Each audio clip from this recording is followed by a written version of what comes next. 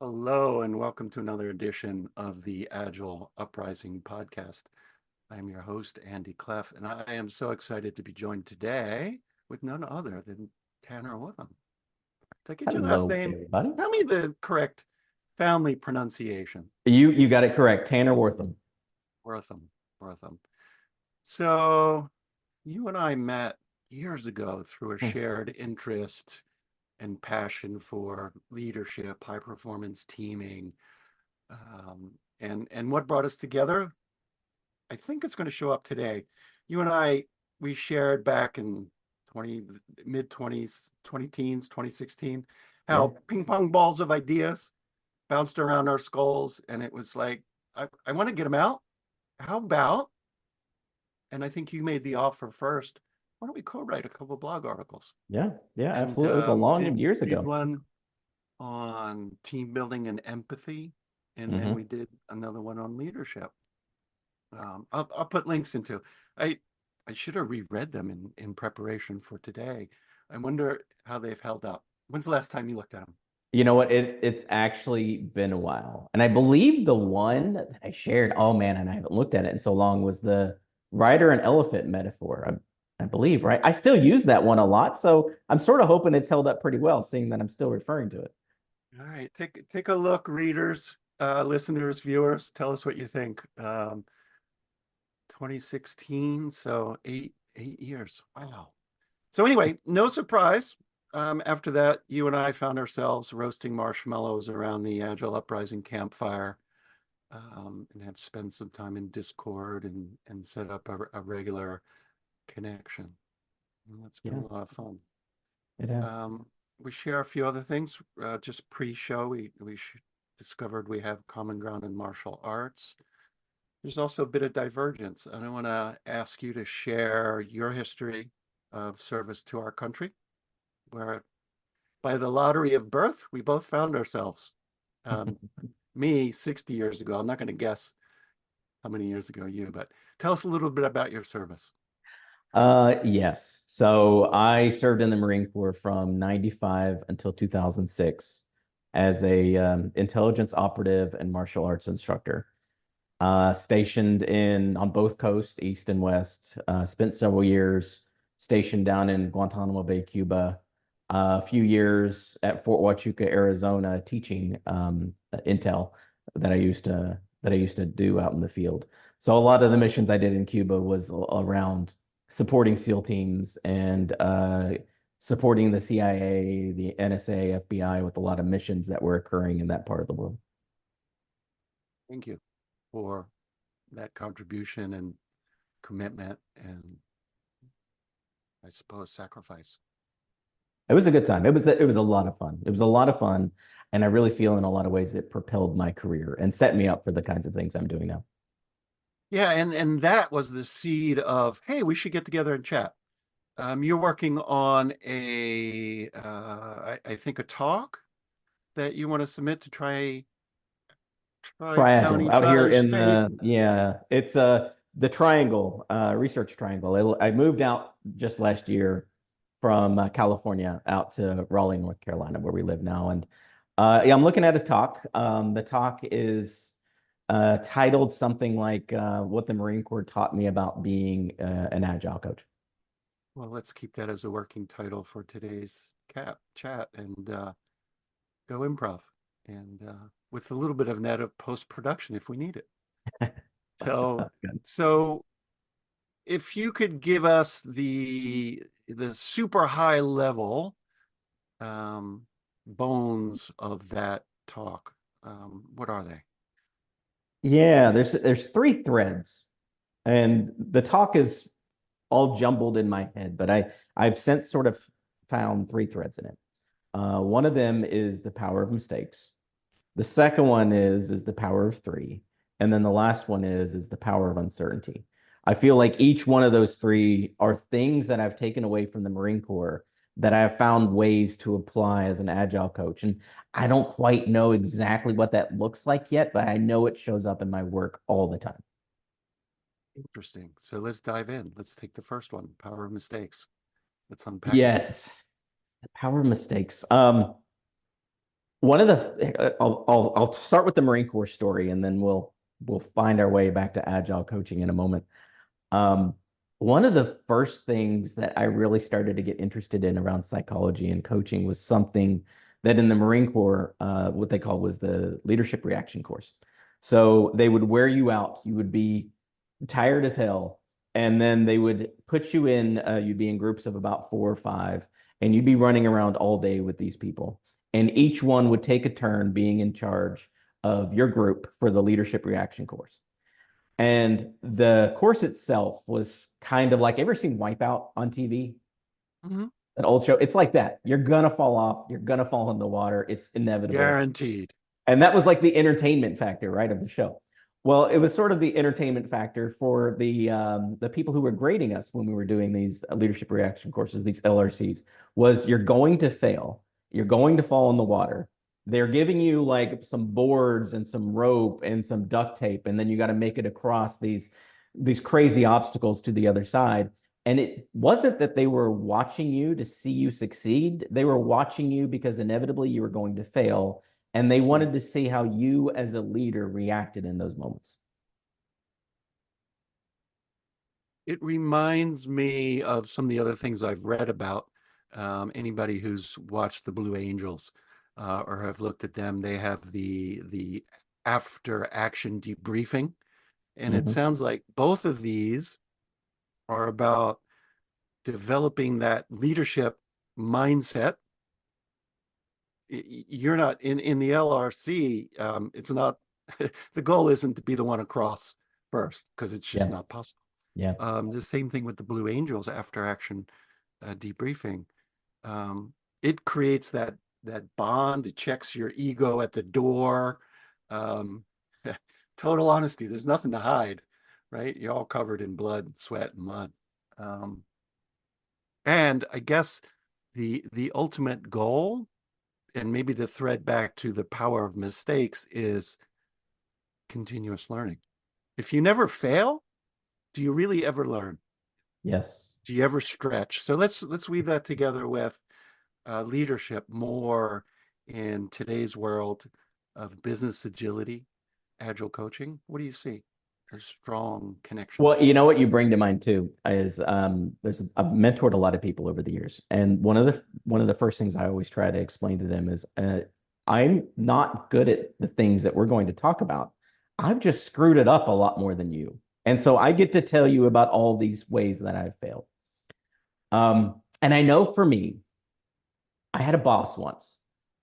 This was when I was a scrum master for a small, scrappy startup out in Silicon Valley. And whenever I would make mistakes and we'd be in a one-on-one and he and I would be talking, I would say, I failed. And that language was my trigger to go, I know this sucks. I know I don't like it. But now that I have said the words, I now need to take the mindset of there's something here for me to learn. There's a way for me to grow. And what was funny about that, and the reason that always sticks out to me, is he always sort of railed against me saying I failed. You know, no, no, no, don't say that. I'm like, no, I want to say that. That's good for me to say because I need to say it in order to not just glaze right over it. And I've worked for some amazing companies over the years. I worked for LinkedIn, I worked for Salesforce. And I remember one day when I walked into a room at LinkedIn and I looked around the room and I realized I was the dumbest person there. Not in a way that's terrible, but in a way that was humbling. And I realized that what I was bringing to these brilliant minds is this notion that I knew how to fail. And they were so successful and they were so brilliant and they came with all these advanced degrees from all over the world, but they didn't know what it was like to fail. And when they did, they often obfuscated right over it so they could get back to their success. Failure with learning. I don't know who said it, but if you find yourself to be the smartest person in the room, you're in the wrong room. Yeah, Kudos for yeah, that. yeah. Anything else about the power of mistakes that you want to explore? Um, I'll give away that I found that I've enacted this in, and this was actually a story about the same startup I used to work for. I used to hire scrum masters. And I remember when I would be interviewing them, I would, sit down for an hour over the phone. We'd talk. I'd ask them some questions tell me about a time when, and they could tell me about their experiences. And then I'd give them a hypothetical about what would you do if, and then if they did well at that phone screen, we'd bring them on site. And I would, based on what I know about them, I would sort of identify the team that I think that they would be working with if we hired them. And we would do like a mock planning and a mock retro with that team. And I would tell the team, I want you to amp up your personalities a little bit when we're doing this mock stuff. I don't want you to pretend to be something that you're not, but I really want you to amp up what you're good at and what your personality flaws might be. And I'm going to be in the room and I'm going to be a fly on the wall. And I just want to see how this person reacts to what you do in those moments. And it was almost my opportunity to take the things that they would say when they were talking on the phone with me. And then, in the same way that for the LRC, you're going to fail and they're going to be tired because they've been hanging out with us for a while, and then see what they actually do in those moments. So it was my opportunity to see what they did when they failed, because I wasn't really interested in how they succeeded. If they're talking to me and they're hanging out in our company, they're doing well for themselves. I wanted to see how they handled adversity and how they handled failure and how they showed up in those moments. And that was usually the indicators of whether I wanted to hire them or not, were those moments and what they did. You ready to move on? Let's do it. Power of three. Power of three is an interesting one. I wrote about this one on my own blog a few months ago, and I haven't seen many people talk about this. And I remember the first time I was talking about it myself, realizing not a lot of people have ever mentioned this. I was sitting down with John Cutler over lunch. Do you know John? Yeah. Oh, I love that dude. We realized once that his office, when he was working at Amplitude, which he doesn't work for anymore, was steps away from where I worked at LinkedIn. And so one day we're like, dude, I'm going to come up to San Francisco because I usually worked out of San Jose. Come up to San Francisco, let's get together. And I was explaining to him the rule of three that the Marine Corps employs.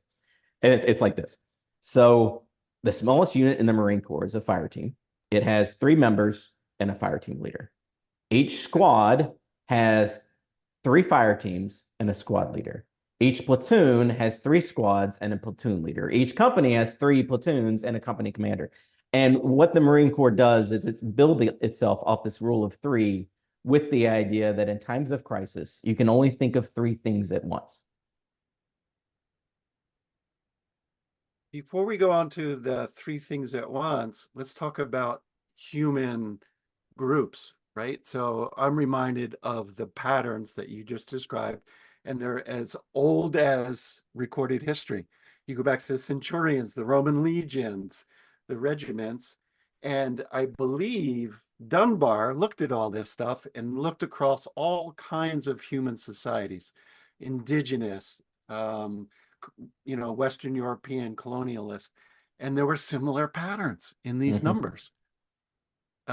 His numbers are 315, not quite powers of three, 35, 150, 500, 150, and it's based on probably how many relationships Yeah. we can manage at a good level without overload. Yeah. Which brings to me to your focus on three things to avoid cognitive overload. Well, I might what's argue. interesting too is part of the reason that the Marine Corps does that is for the simplicity of it. That if you're a platoon commander, for example, and I believe, what is that, 40 people total, it doesn't want you, the Marine Corps doesn't say, I want you to think about 40 people. It's saying, I want you to think about your 3 squads.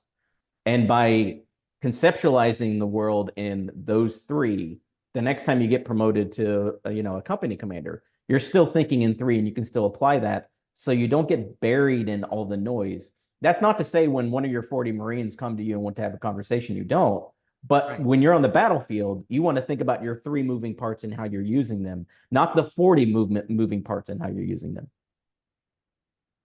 So let's bring that back to the world of Scrum Mastery, Agile coaching, leadership. What are the containers of those three things in that context? Mm-hmm. You know, I I have an answer to this, but I feel like falls a little bit more into the bucket of the uncertainty. So I don't want to ruin the surprise yet. Okay, so But let I me take a think there's shot at it. something to be said here around this notion of like sprint goals and the amount of stuff in your backlog and the amount of things that are all important all at once. Or like a quote that I saw the other day was, when you don't know what's unnecessary, you don't know what's necessary. I like it. And if we take a look at a team that is working um, or attempting to work within Scrum, um, sprint goals, no more than three things. Yeah. Think about the product backlog, no more than three sprints worth. Otherwise, Yeah. it's wasteful. Go to teams of teams, epics. How many of us have tried to support a value stream of multiple teams, more than three, and at whatever planning time, it's like, okay, so what do you got? What are the three features? Oh, no, no, no, no, no. We have 100 features. And then Well, scale it to the next level about OKRs, or what are your pillars? I was looking at something recently where an organization was very proud about the pillars of customer experience that they were building. 23 or 23 CX principles are. And my thought was, wow, that's quite a cognitive load for anybody to absorb, to think about the journey. So the power of well, and I'll three. give you another one too. I mean, this falls into both of our spaces because we both love data. Is how many times have we seen organizations that just overwhelm themselves with the number of things that they're measuring or looking at? And you kind of forget about which ones are the important ones when you're looking at 20 of them. Does that link up to the topic you wanted to unpack next, the power of uncertainty? Because Not I quite, think, not quite. But I tell you what, before we move on, there is something yeah, that I know that I do that is in relation to top three. And I think it's a great tip.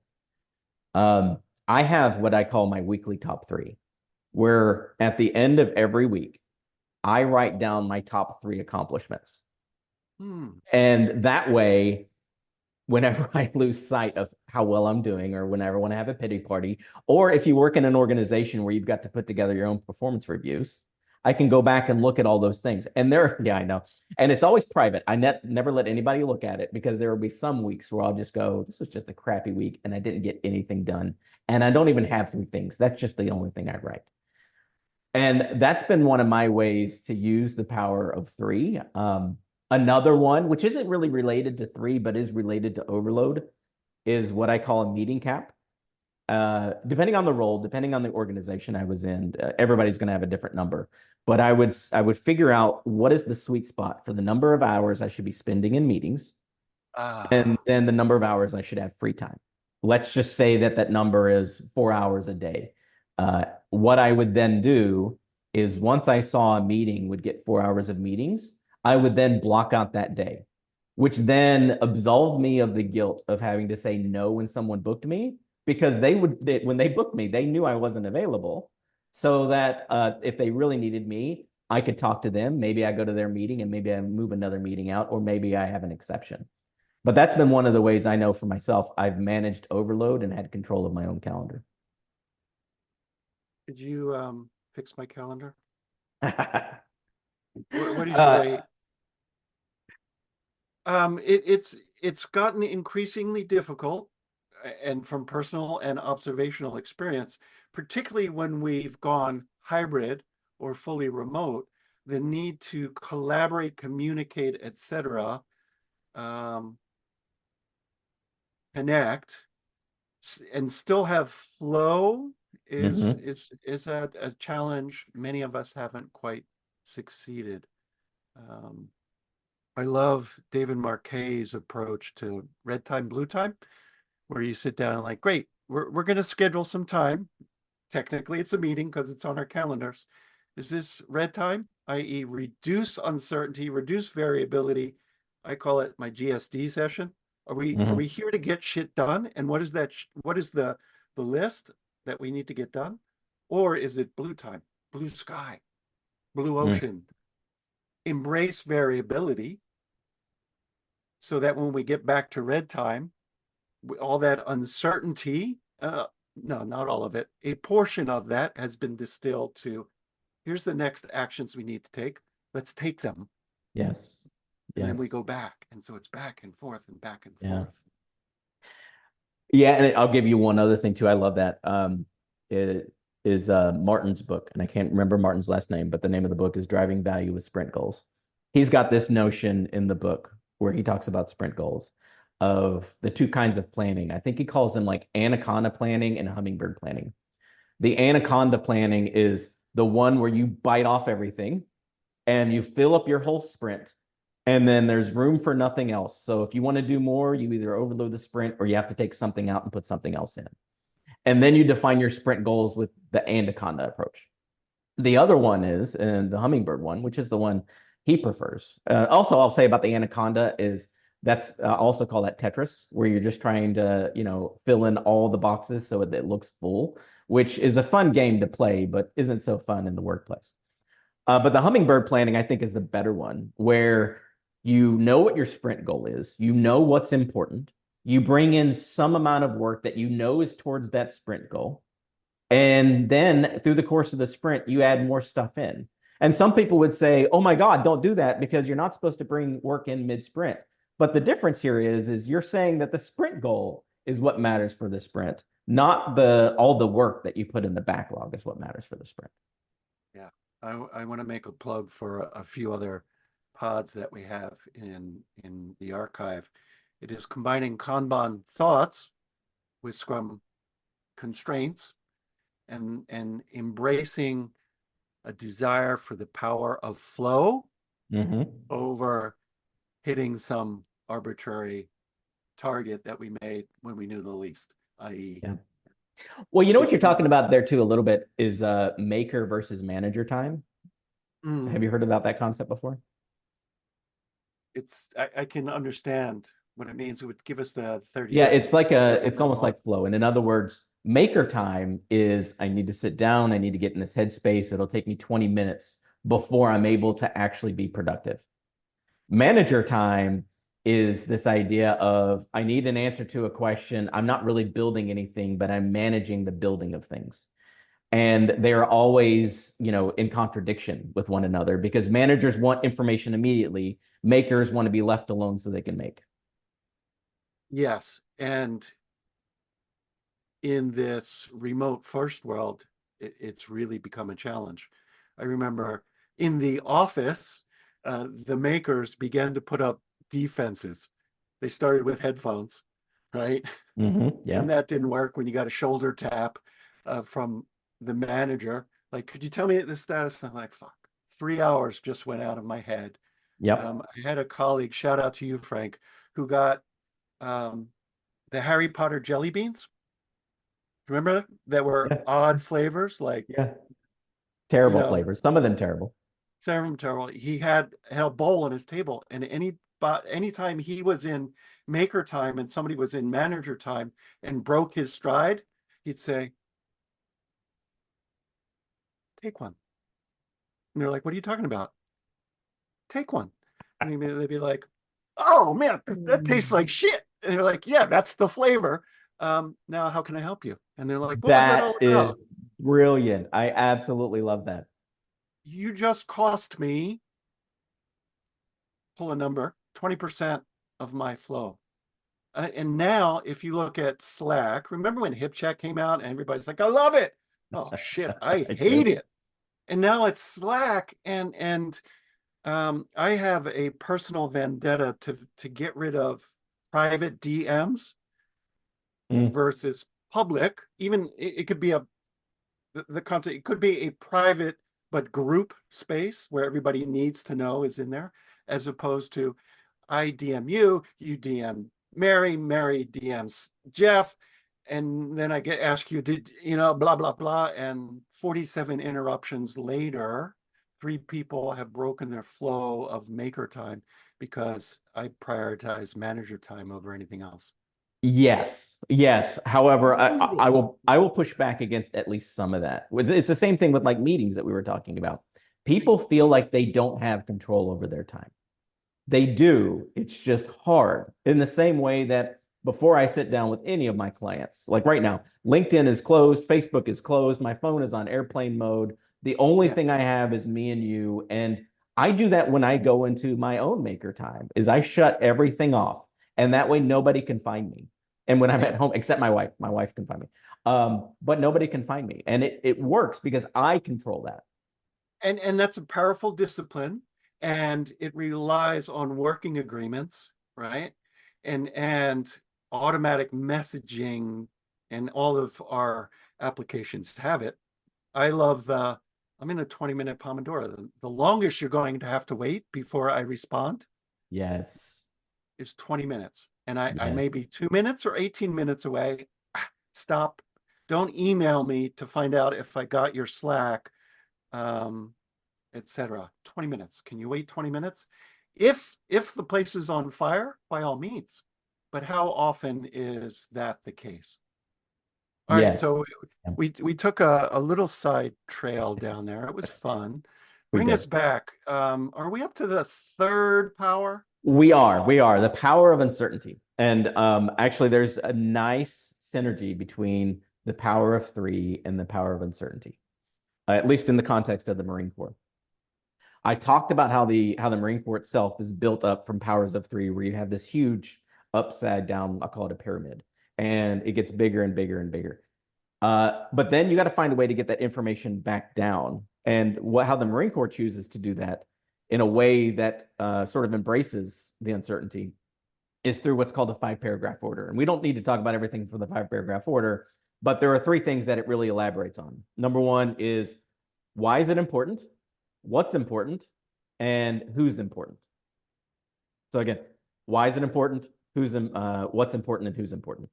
And what happens with that 5 paragraph order is it starts at the top and it works its way all the way down. And each leader of the organization is dissecting it. Now, let me give you an example of what that looks like.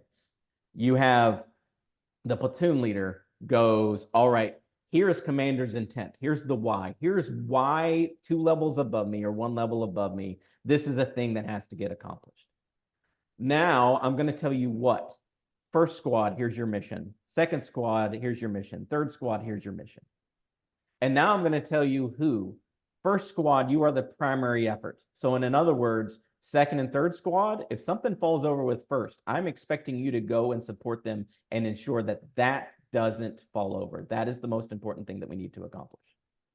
And by having those 3 pieces of information, what above wants, commander's intent, and then the mission, sprint goals, and then the who, they call it primary effort or supporting effort, then you know who can just drop what they're doing and then go support one another to ensure the most important things happen. And that cascades down to the squad leader, who then gives that same, a different, well, not the same 5 paragraph order, but a different order, but dissected at their level. Again, the why, what, and I who. love it. I love it. Um, it reminds me of other things that I've read and talked about. Again, I bring back David Marquet, the Turn the Ship Around. He's a Navy guy. I hope it's okay to bring him in with a Marine in the room. Is that okay? I'm That's not okay. quite sure of protocol Thanks. here. And I brought Air Force in before with the Blue Angels, or are they Navy? See. Um, but Marquet talks about decentralized leadership on the same thing, right? You know what the intent is, the mission, and who's doing what. But he brings in another element that you have competence and clarity at the who level, or else as a leader, you're foolish Mm, in giving over control. And that was a big part of his self-learning as a leader back in the 1990s when he took control of his sub, which was the worst performing. He's yeah. like, yeah, I'm the problem. I can see that. I need to figure out how to delegate control to the people closest to the decision that needs to be made in the minute without it going up and back. Oh, the situation's changed. Oh, I Yeah. gotta go back up and down. Yeah. So how at the in our work, whether it's teams of teams, or at the org level, do we help um, confirm or reinforce the competence and clarity so that the giving over of control is not a scary thing that could be release you to the world of gainful employment, whatever level you're at. Well, okay, yes, that's a great question. I mean, a few thoughts. Number one, you need your own version of an LRC. You put them in situations that are controlled, where failure doesn't cost you much. And then you identify your competency. For example, for me, it was the interview process where I would see them operate in front of a team. Or even at the team level, one of the things I know I've often coached people about is this notion of, well, I want the team to be autonomous. And I'm like, well, they can't just get there automatically. What you do is you give them a small void. You go, here's a hole I need you to fill. And it's a hole that you're safe giving up. And then you see how they react. And then once they fill that void, you then give them another void, and you continue to do so step by step by step. So how do you get there? How do you get to where, you're okay with this uncertainty? It's a little at a time. And it's by doing things that are risky, but nobody's lives are on the line, the LRC. You're doing a thing, you're learning how things feel and how they hurt when it's safe, so that when you're on the battlefield and getting shot at, it's going to be okay because you trained harder than the battlefield's ever going to be. So it really is about accepting some amount of risk, knowing that here's a person who might be competent, giving them something to play with, allowing them to fail or succeed, and sometimes even giving them something that's a little too big for them, but still safe for them to explore. I know as a Marine, the thing I was often told was good initiative, bad judgment. And in other words, I'm glad you did something, and now I want you to learn from it, and I'm going to coach you in this moment and tell you why it was a bad decision. I like that. But that requires so many conditions to be true. To have that conversation and to take that risk, you need to be in a very safe environment where you can extend yourself beyond your comfort zone to get into that area so that you are able to make a bad judgment. So many people say, yeah, the level of my initiative does not exceed my ability of certainty to do a slam dunk here, right? I'm not going to take the shot from 30 feet away. I'm going up to, where I can make it 99% of the time, and that doesn't help in today's world of chaos, uncertainty, and changing conditions. Yeah, it's a huge stretch. Yes, I agree with you. I have two thoughts that I guess are it's just slightly in disagreement with them. But yeah, I agree with everything that you're saying. Two things. Number one, something again that the Marine Corps taught me that I then found the words for when I was working on my MBA back at University of Nevada, Reno. A professor, Brett Simmons was his name. He said, an organization cannot empower you. You can only empower yourself. Is there a corollary to that of an organization can certainly disempower you by policies, rules, procedures, punishments, pick any of the P's? They can, but then you can choose to find other gainful employment as well. I mean, that's true. There are organizations that it's hard to do what I'm about to describe, which is you have good initiative, but bad judgment, even if nobody's telling you that. But also say as well, I know I have my own mechanism with when I screw things up. And it comes from a silly little parable from years ago. It was this story of this king told three wise men, I want you to make me something that's going to remind me that everything's going to be okay. When I am successful, I need a thing that brings me back to center. When I am failing, when things are terrible, I need you to build me something that'll bring me back to center. And the three wise men sat down and they thought about it, and they gave the king a ring. And on that ring, it just said a very simple phrase, this too shall pass. And the idea is that when you are successful and you're crushing it, remember it's not always going to be like this. So enjoy those moments. And when you're failing and when everything sucks and when you feel sorry for yourself, that's okay, because this too shall pass and you'll find your way back to center. I myself, out loud, as silly as it looks, when I'm in those moments, both of them, I say to myself, this too shall pass. And again, that's my trigger to either go, all right, sulk a little bit, or all right, milk this for what it's worth, because it's not going to be here as long as you might like. I love that. And I think that's a wonderful way to wrap things up. Before I close out, is there anything else you want to drop in? Topic that we didn't cover, upcoming things? Yeah. I know I have these three threads for this talk that I've been preparing, and there's been a fourth one that's been showing up for me lately. And I don't even know if I want to violate this notion of I've got three and I talk about the power of three. But there's another one that I've been toying with, the idea of the power of movement.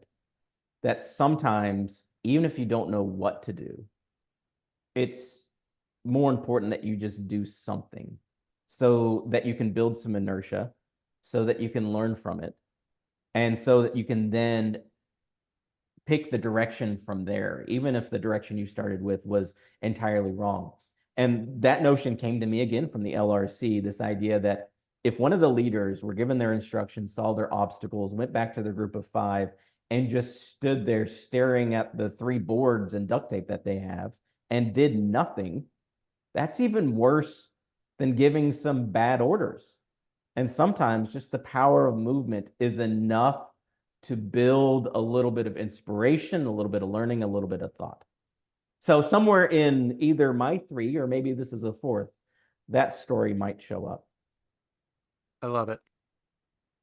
I love it. The power of movement. It reminds me of, I think it was Martin Fowler. There are only two hard things in computer science: cache and validation, naming things, and off by 1 errors. Yes. So by all means, get the power of three with an off by 1 hour. Hallelujah. See if people notice it. Well, thank you, my friend, for this wonderful conversation. It has been a great start to my day. Thank you to our listening or viewing audience, whether you're got it in your ears or eyes or both. If you enjoyed this episode and you aren't subscribed, subscribe, whatever channel you're watching on, and catch the next one in your feed. Also, give us a review, a rating. Leave comments. What did you think? If you'd like to join the conversation with us, look in the show notes. Pop on over to our Discord server. We've got a couple hundred people around that campfire, and it's really such a range of voices, experiences across this wonderful blue marble that we live on. And finally, support from listeners just like you help us keep this going. Cover our podcast and hosting costs. See the show notes, click the Patreon link, and send some things our way. And at a certain level, we'll send some things back your way. Jay has a wonderful collection of swag, stickers. I don't know, Jay, do you have socks yet? Agile socks?